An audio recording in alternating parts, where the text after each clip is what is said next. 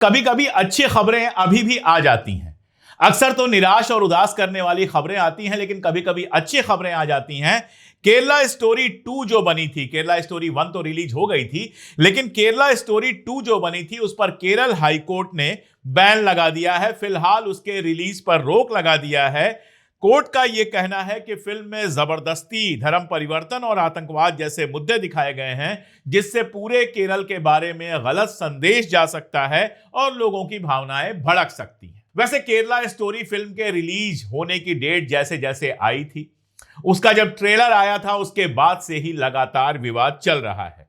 अनुराग कश्यप का बयान आया था, आपको याद होगा। अनुराग कश्यप किसी परिचय के मोहताज नहीं है। उन्होंने कहा था फिल्म पूरी तरह से बकवास है, इससे समाज का विभाजन होगा और सौहार्द जो समाज के बीच में है वो नुकसान पहुंचेगा उसको। इसके अलावा केरल के और बाहर के कई सारे लोगों ने भी इस फिल्म पर बात की। सबसे मजेदार बात मैं बताऊं, जब इस फिल्म का प्रमोशन हो रहा था तो कहा गया कुछ ऐसी महिलाओं को पेश किया जाएगा जो लव जिहाद का शिकार हुई हैं। जब इन महिलाओं को पेश किया गया तो इसमें केरल की एक भी महिला नहीं थी। जब निर्देशक महोदय से पूछा गया कि भाई केरल की तो इसमें कोई महिला है नहीं, फिर इसका नाम आपने केरला स्टोरी क्यों दिया है, तो वो जो होता है वही करने लगे, गोल गोल गोल गोल घुमाने लगे। दरअसल हमारे देश में पिछले 4-5-6 सालों से अगर आप देखें, खासतौर पर कश्मीर फाइल्स की सफलता के बाद इस तरह की नफरती फिल्में लगातार आ रही हैं। लगातार, एक के बाद एक, नाम लेने की जरूरत नहीं है। लगातार इस तरह की फिल्में आ रही हैं जिसमें भारतीय जनता पार्टी और आरएसएस और इनका आईटी सेल जो एजेंडा बनाता है उसी एजेंडा को प्रमोट करने के लिए बात होती है, उसी को विजुअल्स के सहारे दिखाया जाता है ताकि लोगों की भावनाओं को भड़काया जा सके। संभाजी पर फिल्म बनी, उस पर भी हम लोगों ने बात किया था कि इतिहास के साथ कितना खेल किया गया, कैसे जानबूझ के कुछ दृश्यों को बहुत लंबा किया गया ताकि मुसलमानों को विलन के रूप में पेश किया जाए और बीजेपी और आरएसएस का जो एजेंडा है उस एजेंडे को मजबूत किया जाए। देखिए, केरला एक ऐसा स्टेट रहा है जहां भारतीय जनता पार्टी अभी तक तो नहीं जीत पाई है। आगे क्या होगा कोई नहीं जानता, लेकिन भारतीय जनता पार्टी सरकार बनाना छोड़ दीजिए, एक आध कभी लोग जीत जाते हैं, इससे ज्यादा कभी नहीं जीत पाई है। मुझे याद है भारतीय जनता पार्टी के एक नेता से पूछा गया कि भाई केरल में आप क्यों नहीं जीतते हैं, अब उसका नाम केरलम हो गया है। वहां की सरकार ने ही प्रपोजल किया था जिसको केंद्र सरकार ने पास कर दिया है, तो अब उसका नाम केरलम है। तो उनसे पूछा गया कि आप केरला से चुनाव क्यों नहीं जीत पाते हैं, तो उन्होंने कहा क्योंकि केरला के लोग पढ़े लिखे हैं। यही सबसे बड़ी दिक्कत है कि केरला में पढ़ाई लिखाई बहुत है। कोविड के समय हमने देखा था कि केरला ने अपने लोगों को कितने कायदे से संभाला था। वहां पे सोशल सिक्योरिटी की व्यवस्था है, पढ़े लिखे लोग हैं। आप केरल जाएंगे और जाते ही आपको वो सफाई दिखाई देगी कि आपको आश्चर्य होगा कि ये वाली सफाई उन इलाकों में क्यों नहीं दिखती है जो खुद को कल्चर के रूप में सबसे ज्यादा आगे बढ़ा हुआ बताते हैं, यानी यूपी, बिहार, मध्य प्रदेश और बाकी सारी जगह। आप किसी गली में निकल जाइए, यहां पर तो आपको गंदगी दिखाई देगी। केरल बिल्कुल साफ सुथरा सुंदर इलाका है, अपराध भी बहुत कम है। वहां के लोग खाड़ी में बसे हुए हैं। आप जहां खाड़ी के देश में जाइएगा आपको केरल के लोग दिखेंगे। दुनिया में जहां जाएंगे वहां केरल के इंजीनियर्स और बड़े बड़े पदों पर काम करने वाले लोग आपको दिखेंगे, क्योंकि ट्रेडिशनली मिडिल ईस्ट से जुड़ा रहा है। वहां का जो तट है वहां से मिडिल ईस्ट से व्यापार होता रहा है। तो केरला में किसी भी तरह से पैर नहीं जमा पाई है भारतीय जनता पार्टी। बावजूद इसके कि वहां पर हिंदू आबादी अच्छी खासी है, लेकिन जो मुकाबला होता है वो कम्युनिस्टों और कांग्रेसियों के बीच में होता है, कम्युनिस्ट पार्टी और कांग्रेस के बीच में होता है। वहां से भारतीय जनता पार्टी पूरी तरह से गायब रहती है। ये दर्द भी है उनको कि इतने हिंदू होने के बावजूद हमको वोट नहीं मिलता है। तो देश के सारे हिंदू पगलाए नहीं हैं, देश के सारे हिंदू आरएसएस की झंडी लेकर खड़े नहीं हो गए हैं, देश के सारे हिंदू नफरत नहीं फैला रहे हैं। इसीलिए कभी उत्तराखंड से दीपक कुमार का नाम आता है, कभी केरला से, कभी कहीं से, कभी किसी से। तेलंगाना से एक घटना आई थी जिसमें मस्जिद को नुकसान पहुंचा दिया गया था, तो एक हिंदू व्यापारी पहुंच गए उस मस्जिद को बनवाने के लिए। उन्होंने कहा जैसा आपको सही लगता है, आप कुरान को जो इज्जत देना चाहते हैं वो देते हुए मस्जिद को दोबारा से ठीक ठाक करवाइए और जो खर्चा होगा वो हम देंगे। ऐसे लोगों से भारतीय जनता पार्टी और आरएसएस और आईटी सेल के जो ट्रॉल हैं उनको बड़ी दिक्कत होती है। अब ये केरला स्टोरी है क्या? कुल मिलाजुला के लव जिहाद का मामला बनाया गया है। एक थ्योरी चलाई गई कि इस देश में लव जिहाद चल रहा है, मुस्लिम लड़के हिंदू लड़कियों को फंसाकर उनका धर्म परिवर्तन कर रहे हैं। 3 सवाल मैं पूछूंगा। पहली बात तो यह कि अगर हिंदू लड़का किसी मुस्लिम लड़की से शादी करे तो क्या इसको लव जिहाद कहा जाएगा? अगर क्रिश्चियन लड़का मान लीजिए किसी मुस्लिम या हिंदू लड़की से शादी करे तो क्या इसको लव जिहाद कहा जाएगा? भारतीय जनता पार्टी के भी कई नेता हैं जिन्होंने हिंदू लड़कियों से शादी की है, क्या यह भी लव जिहाद का हिस्सा है? आरएसएस के एक बड़े नेता ने अपनी बेटी की शादी एक मुस्लिम लड़के से की थी, क्या वो भी लव जिहाद का हिस्सा था? प्रेम तो कभी भी और कहीं भी हो सकता है। अगर आपको मुस्लिम लड़के और लड़की की कहानी, हिंदू लड़की की कहानी आपको मिल जाएगी तो आपको हिंदू लड़के और मुस्लिम लड़की की भी कहानी मिल जाएगी। बहुत दूर की बात नहीं है, हिंदी के बहुत जाने माने व्यंग्यकार थे शरद जोशी, उन्होंने शादी की थी इरफाना जी से, जो स्टेज की बड़ी कलाकार थी, और शरद जी और इरफाना जी की बाकायदा शादी हुई थी। तब इसको किसी ने लव जिहाद नहीं कहा था। दूसरी बात, अगर लव जिहाद है, मान लिया कि लव जिहाद है, कोई बड़ी प्लानिंग चल रही है, तो केंद्र सरकार और राज्य सरकारें क्या कर रही हैं?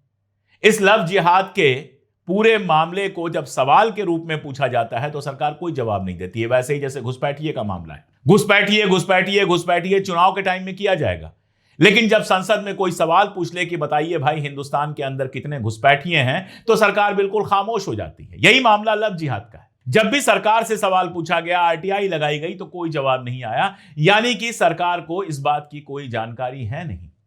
एक समाज है, इस समाज में हिंदू मुसलमान सब रहते हैं, बाहर निकलते हैं, स्कूलों में पढ़ते हैं, कॉलेजों में पढ़ते हैं, किसी को भी किसी से प्रेम हो सकता है, काम करते हुए, पढ़ते हुए। धर्म के आधार पर आप इसको लव जिहाद बनाइए और आप देखिए इसका मुकाबला करने के लिए रूल्स बनाए गए, कानून बनाए गए कई जगहों पर धर्मांतरण को लेके, और उसमें सिर्फ और सिर्फ मुसलमानों को फंसाया गया। उठाकर आप देख लीजिए, अगर कोई हिंदू लड़का मुस्लिम लड़की से शादी कर रहा है तो कोई पुलिस नहीं आएगी, कोई केस नहीं होगा, बहुत शांति से हो जाएगी शादी और सब कुछ निपट जाएगा।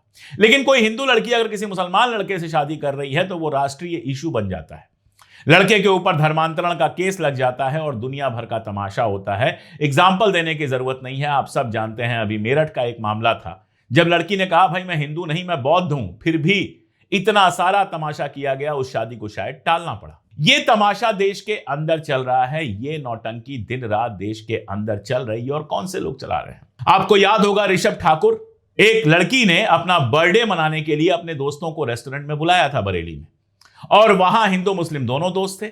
ऋषभ ठाकुर अपने गुंडों को लेकर पहुंच गया, मारपीट की और बर्थडे की पार्टी बर्बाद कर दी, जिस पर उस लड़की ने खुद वीडियो बनाकर बहुत डिटेल में बताया था। उसके बाद उसको शहर बदर किया गया। फिर किस्सा आया कि जो मसाज सेंटर है उनको बंद करवाया पुलिस ने, कुछ लोग पहुंच के बंद करवाए। और ठीक है, मसाज सेंटर जिस तरह से चल रहे हैं बंद हो जाए, मुझे बिल्कुल उनके पक्ष में कुछ नहीं कहना है, उस पर आप जानते हैं। लेकिन उसके बाद ऋषभ ठाकुर का मामला आता क्या है कि उस लेडी को फोन किया गया और उससे पैसा और प्यार मांगा गया। पैसा और प्यार दो तो तुम्हारा सेंटर खुलवा देंगे। बातचीत वायरल हो गई। उसके बाद ऋषभ ठाकुर साहब जो हैं वो पुलिस के साथ नजर आए, उनके पैर भचक के चल रहे थे, लग रहा था तो पिटाई हुई होगी या पैर में चोट लग गई होगी। ये लोग हैं। एक और किस्सा आया, बाबू बजरंगी या क्या तो नाम है, मैं नहीं जानता, बिट्टू बजरंगी नाम है, उम्रसरा आदमी है, पैसे देकर शादी कर रहे थे। किसी दलाल को पैसे दिए थे कि मेरी शादी करा दो, लड़की एंड टाइम पे आई नहीं। लड़की का कहना है कि बजरंगी साहब जो है अपने भाई की फोटो भेज रहे थे, खैर उस डिटेल में नहीं जाना है मुझे। तो ये लोग जिनकी अपनी शादियां नहीं हो पा रही हैं, ये लोग जिनको कोई प्रेम करने वाला नहीं है, ये लोग जो सिर्फ गुंडागर्दी कर रहे हैं, उन लोगों ने लव जिहाद करके देश के अंदर जहर बोया हुआ है। और अब फिल्में बाकायदा बनाई जा रही हैं, जो फिल्में इस चीज को, इस झूठ को सच की तरह पेश करेंगी। और देखिए, कोई चीज आप पढ़ते हैं तो उस पर उतना भरोसा नहीं होता है, लेकिन जब कोई चीज आप देखते हैं, विजुअल्स आपके दिमाग में चलते हैं, तो आपको लगता है अरे ये तो बिल्कुल सही कह रहा है। वो विजुअल्स आपके दिमाग में गहरे बैठ जाते हैं। सिनेमा का ये असर होता है शायद इसीलिए अनुराग कश्यप ने कहा था कि ये बेहद वाहियात फिल्म है, बकवास फिल्म है, जिसका जवाब देने के लिए जो कामाख्या नारायण सिंह इसके जो निर्देशक हैं या इस फिल्म को बनाने वाले हैं, उन्होंने कहा था कि मानसिक रूप से वो दुर्बल हो गए हैं, उन्हें हर चीज से शिकायत रहती है। खैर, अब जब हाई कोर्ट ने बैन लगा दिया है, स्टे लगा दिया है, तो शायद थोड़ा सा उनको समझ में आए कि कम से कम हाई कोर्ट तो मानसिक रूप से दुर्बल नहीं हुआ है, उसने मेरिट्स पर ही इस फिल्म पर रोक लगाई होगी। इसके पहले भी आप देखिए, उदयपुर फाइल्स बनी, जो उदयपुर में एक घटना हो गई थी। अब उदयपुर में जो घटना हुई थी, उसमें जिस बंदे ने हत्या की थी वो भारतीय जनता पार्टी का मेंबर था। आपने उदयपुर फाइल्स में वो दिखाया नहीं और सिर्फ उसको नफरत फैलाने के लिए उपयोग किया। उसके ऊपर भी हाई कोर्ट ने रिलीज पर रोक लगा दी थी। वैसे एक मजेदार बात आपको बताऊं, ये केरला फाइल्स बना लेंगे, ये कश्मीर फाइल बना लेंगे, उदयपुर फाइल बना लेंगे और भी 2-4 फाइलें बना लेंगे, लेकिन ये एप्स्टीन फाइल्स नहीं बना सकते। इस समय सबसे मजेदार मुद्दा दुनिया में, मजेदार तो क्या है, दर्द भरा मुद्दा है, लेकिन अगर सबसे भयावह भयानक मुद्दा कोई है तो वो एप्स्टीन फाइल है। 2002 से एप्स्टीन एक्टिव था, लेकिन ना मनमोहन सिंह का नाम उसमें आया, ना अटल बिहारी वाजपेयी का नाम आया। रेफरेंस आया तो किसका आया? नरेंद्र मोदी जी का आया। और मेल मिले तो किसके मिले? हरदीप पुरी के मिले, जो मोदी जी के प्रिय मंत्री हैं। यानी इन्हीं, ये जिन लोगों को समर्थन करते हैं, उनके नाम एप्स्टीन फाइल में मिले। ट्रंप के ऊपर आरोप है कि जो फाइलें जिनमें ट्रंप था उनको अभी रिलीज नहीं किया गया है।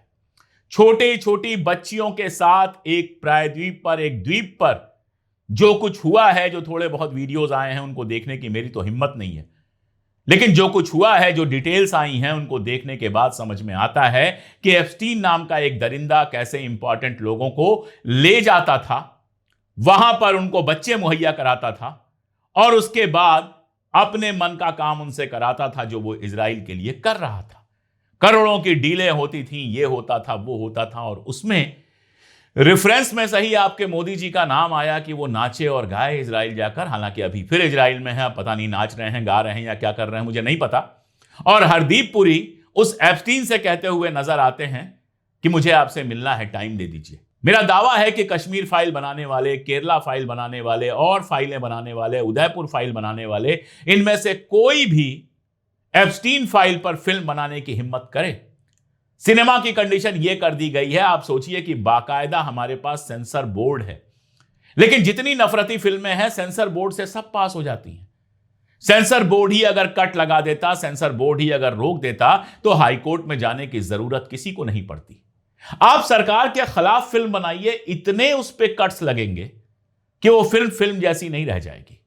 गुजरात दंगों पर एक फिल्म बनी थी जिसको रिलीज ही नहीं होने दिया गया। जब वो रिलीज हुई, गुजरात में इतना तमाशा किया गया कि उसके बाद वो फिल्म रिलीज ही नहीं हुई। कितनी फिल्मों के बारे में मुझे पता है जो सेंसर बोर्ड में बरसों बरसों से अटकी हुई हैं। लेकिन जब नफरती फिल्में बनाई जाती हैं, सरकार नहीं, भारतीय जनता पार्टी के समर्थन की या उनका जो एजेंडा है उसको पूरा करने वाली नफरती फिल्में जब बनाई जाती हैं, सेंसर बोर्ड अपना कान बंद कर लेता है, अपने आंख पर पट्टी बांध देता है और जय श्री राम कह के साइन करके आगे निकल जाता है। तब तो मामला हाई कोर्ट में जाता है। उदयपुर फाइल्स को भी पास कर दिया सेंसर बोर्ड ने, और केरला फाइल्स 1 को भी पास किया था, 2 को भी पास कर दिया। अगर नहीं पास किया होता तो यह मामला हाई कोर्ट तक नहीं जाता। यानी सीधी सी बात है कि सेंसर बोर्ड में भी वही लोग बैठे हैं जो सरकार की मुखालिफत को, सरकार के विरोध को तो सेंसर करते हैं, लेकिन अगर सरकार के समर्थन में फिल्म है तो उसमें कितनी भी नफरत है उसको कभी भी सेंसर नहीं करते हैं। यह वो बात है जो राहुल गांधी बार बार कहते हैं कि सारी संस्थाओं को खरीद लिया गया है, सारी संस्थाओं में अपनी पसंद के लोग बिठा दिए गए हैं और सब मिलकर बीजेपी का एजेंडा बढ़ाने की कोशिश कर रहे हैं, आपके दिमाग को हैक करने की कोशिश कर रहे हैं। और आपने भी अपना दिमाग खुला छोड़ दिया है, सोशल मीडिया के सहारे वो हैक होता रहता है, इधर खींचा इधर चला गया, उधर खींचा उधर चला गया।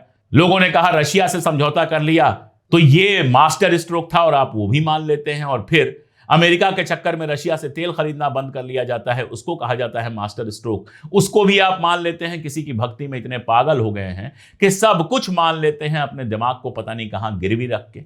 खैर, हाईकोर्ट ने तो बैन लगाया है, हाईकोर्ट से कुछ बैन होगा, ज्यादातर नहीं बैन होंगे, बाहर आएंगे, और बाहर आने के बाद तो आपको अपना दिमाग लगाना पड़ेगा ये देखने के लिए कि जो नफरत फैलाने की कोशिश की जा रही है, जो एजेंडा चलाने की कोशिश की जा रही है, वो आपको, आपके समाज को और आपके देश को किस हद तक तबाह और बर्बाद कर रहा है। देख पाएंगे तो बढ़िया है और नहीं देखेंगे तो और बढ़िया है। आज के लिए इतना ही, बहुत शुक्रिया।